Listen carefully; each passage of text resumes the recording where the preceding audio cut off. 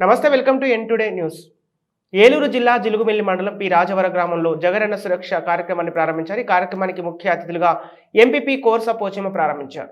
ఇక ఎంపీపీ మాట్లాడుతూ పేద ప్రజలందరూ జగనన్న సురక్ష పథకాన్ని సద్వినియోగం చేసుకోవాలని అన్నారు. నాణ్యమైన వైద్యం అందించడమే తమ ప్రభుత్వ లక్ష్యమన్నారు. మెరుగైన వైద్యం అందించడంలో తమ ప్రభుత్వం ఎప్పుడూ ముందుంటుందని ఆమె అన్నారు.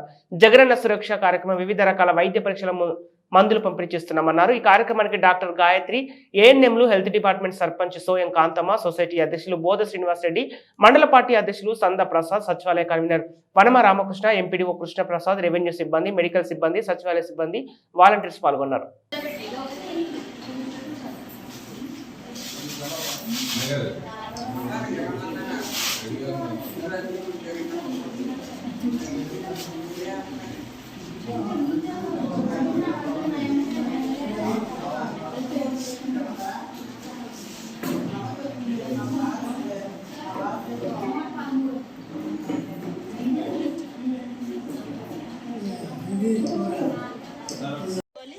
ఇరవై 25 లక్షలు చేశారండి జగన్ గారు. 25 లక్షలు, 25.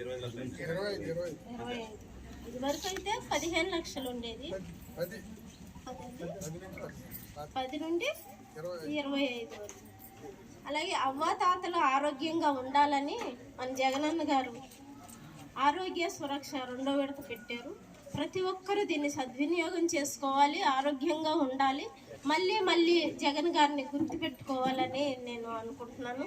ప్రతి ఒక్కరూ జగన్ గారిని గుర్తుపెట్టుకొని మరి ఆరోగ్యం గురించి కూడా మరి ఎంతో మనల్ని గుర్తుపెట్టుకొని ఇంకా మనకి ఈ జబ్బుకి ఇంత సరిపోదు అని అనుకున్నారు, ఇంకా పెంచారు కనుక మన ఆరోగ్యం బాగుండాలి, మనం జగన్ గారిని దీవించాలని నేను అనుకుంటున్నానండి.